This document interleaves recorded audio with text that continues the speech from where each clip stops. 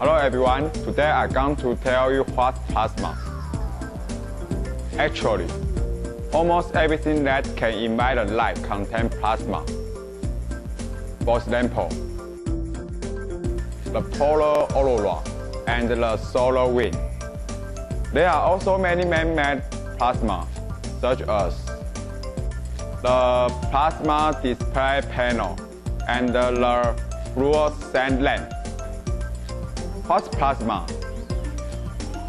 Plasma is a group of gas containing electron and positive core and the neutral atoms.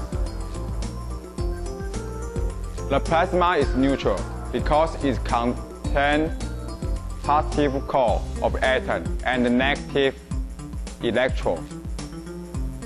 Moreover, due to the free electron inside the plasma have high conductivity. What's more, maybe you're curious about how can we produce such a thing.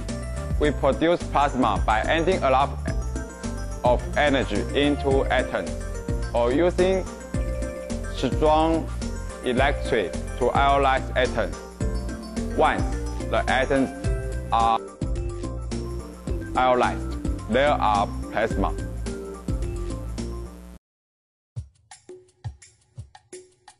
Hello everyone, now I'm gonna introduce how a fluorescent lamp works.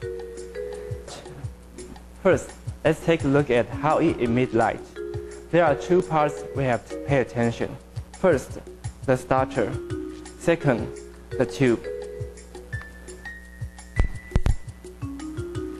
Can you imagine what happened in the starter? Actually, there are two pieces of metal in the starter. One is straight and another one is curved. When we turn on the light, the current will flow through the circuit. And these two pieces of metal will be heated and they will get close to each other. And finally, they will touch each other. And when they touch each other, the resistance of them will go down very soon. And then they will separate again. And they will repeat the steps I mentioned again and again. They will interact. The starter will interact with the ballast. And these steps will produce a very high voltage on both sides of the tube. And this high voltage will drive the electrons in the tube move toward the middle of the tube. And in this process, the electrons will strike the mercury vapor in the tube. And when the mercury vapor was struck, they will get a lot of energy. And they can go up to a higher level. But this higher level is not very stable. So the mercury vapor will go down to the original level very soon. And when they go back to the original level, they will emit the ultraviolet light. But the ultraviolet light is not visible for humans. So we have to convert the ultraviolet light into visible light by the phosphor on the tube. Now you can see the light from the fluorescent lamp. Now you know how the fluorescent lamp works.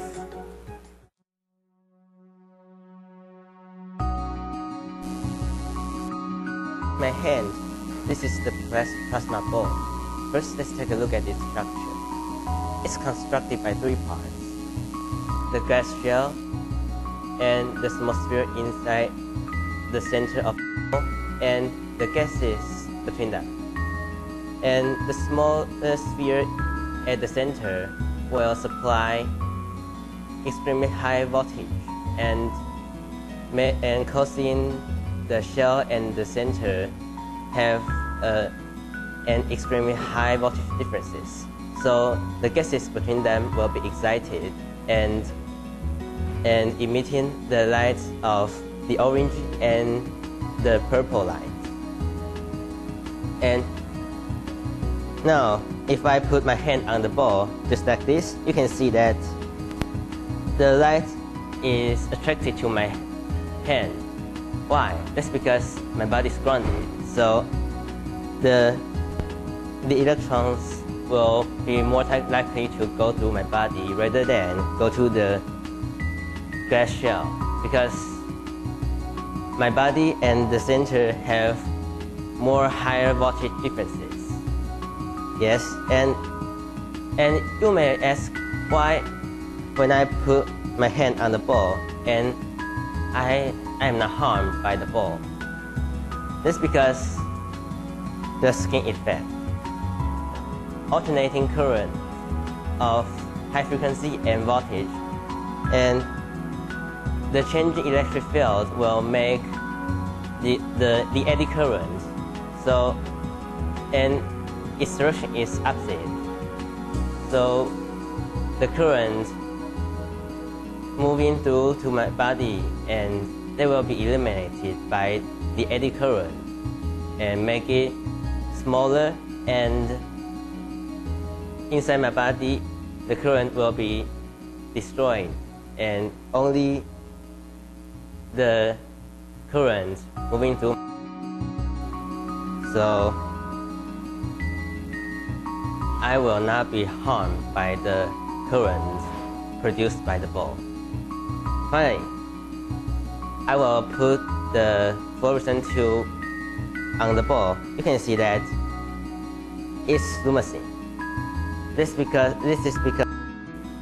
the electric field produced by the ball will excite the mercury vapor inside the tube and letting the tube emitting light. If I put my hand at the middle, just like this, you can see that the upper side is darker and the lower side is lighting. This is because my body is grounded, so the electrons will move into my body rather than go to the upper side. So you can see the phenomenon. Thank you for watching.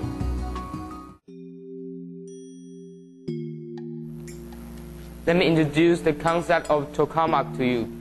Tokamak, we can derive its name from Russian word Tokamak. God knows how to pronounce, but we can know TO means toroidal, and A here means axial, and MA represents magnetic. The courses in high school tell us that the sun itself is a massive nuclear fusion reactor. If we want to make two atoms join together, we have to give it a strong energy by heating it up to extremely high temperature. Just because the massive mass of the sun, it can reduce its temperature, which is needed to millions of degrees. But if we want to fuse two atoms together on the Earth, the temperature which is needed is 100 times higher than the sun. So, in this situation, no solid materials could withstand such high temperature of plasma. In order to solve the problem, we have to apply the properties of plasma mentioned above. And let's come back to our subject. What is tokamak? The tokamak here we can see it is toroidal shaped like a donut and with coils shaped helically surrounded, making those nuclear fusion ingredients float in the devices. Thank you for your listening.